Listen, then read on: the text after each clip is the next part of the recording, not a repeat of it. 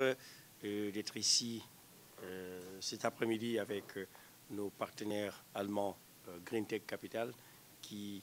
signent aujourd'hui un Memorandum of Understanding ou un accord de partenariat avec la délégation générale à l'entrepreneuriat rapide pour les femmes et les jeunes, l'ADER, pour accompagner l'écosystème entrepreneurial, surtout dans le domaine du digital.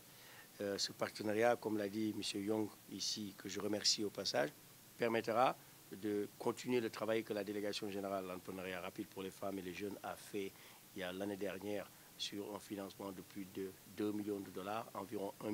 milliard de francs CFA, au profit de l'écosystème des startups dans tous les secteurs, de l'agriculture à la santé, en passant par la fintech et tout ce qui est gestion des déchets. Et ce partenariat permettra aux jeunes Sénégalais et de la sous-région, parce que c'est un accord qui aura une vocation régionale pour,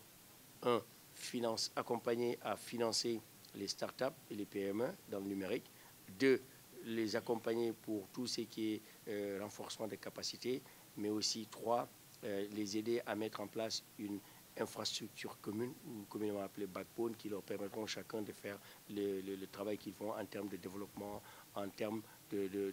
d'acquisition de nouvelles technologies. Et avec nos partenaires allemands GreenTech, et nous espérons que ce partenariat ira au-delà du Sénégal,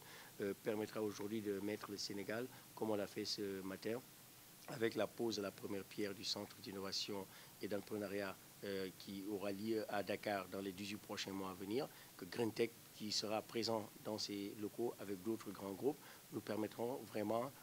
d'aider et d'accompagner les startups sénégalaises. Nous sommes aussi en discussion avec des grandes universités comme Stanford, MIT, Draper, pour qu'ils puissent pouvoir avoir une représentation ici pour accompagner ce travail que nous faisons avec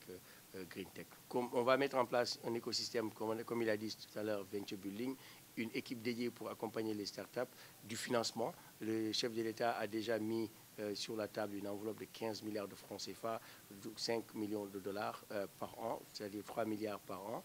pour les 5 prochaines années à venir, pour accompagner ces jeunes pousses et ces startups dans le domaine de l'économie numérique. Et nous comptons avec le partenaire, avec GreenTech, de lever le double ou le triple ou même plus dans les 5 prochaines années à venir. Je souligne que notre ambition, c'est de pouvoir avoir 100 milliards de francs CFA rien que pour le numérique dans les 5-10 prochaines années à venir.